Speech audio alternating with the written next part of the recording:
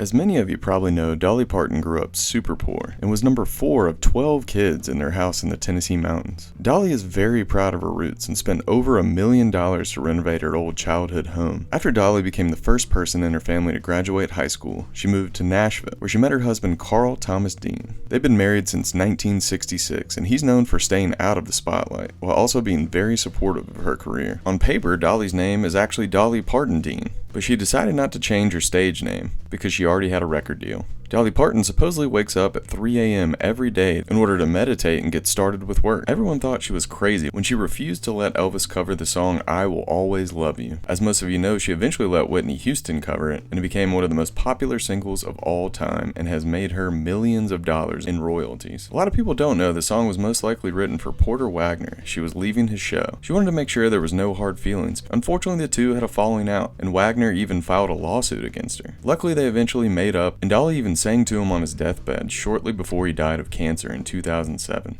Another famous song, Jolene, is based on a true story of Dolly's husband spending a little too much time flirting with a bank teller, but the real story is much more lighthearted according to Dolly. Dolly is kind of an EGOT, meaning she has been nominated for an Emmy, Grammy, Oscar, and Tony Award. She's been very successful in music and other business ventures and has an estimated net worth of $600 million.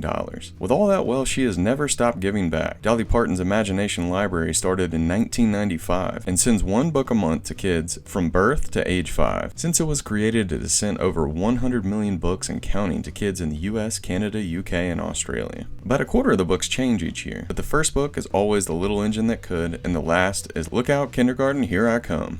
She also started a Buddy Up campaign in her hometown in Tennessee to help kids stay in school. Each 7th and 8th grader paired up with someone, and if they both graduated, they got $500 each. The dropout rate went from 35% to 6%. She most recently donated $1 million to help develop a COVID vaccine, and famously said she got a dose of her own medicine when she got the first shot. In 1995, scientists successfully cloned a sheep from a mammary gland and decided to name the sheep Dolly. I'll let you guess why. Dolly said she once entered a Dolly Parton lookalike contest and lost. There are very few people who have seen Dolly Parton without makeup. She even claims to sleep on the tour bus with makeup just in case something happens. Dolly Parton turned down the Presidential Medal of Freedom from President Trump twice. She said her husband was sick and she did not want to travel due to COVID. Dolly Parton got death threats from the KKK in the early 2000s when she decided to participate in the Gay Days amusement park movement. Dollywood has definitely been another way for her to make money, but she also wanted to bring jobs and economic development to an area where she grew up. Dolly Parton is arguably one of the best songwriters of all time. She has written an estimated 3,000 songs, with less than 1,000 of those being recorded. There's allegedly a song locked up in a vault that will be released in 2045. What's your favorite Dolly Parton song? Mine is either Jolene or The Bridge.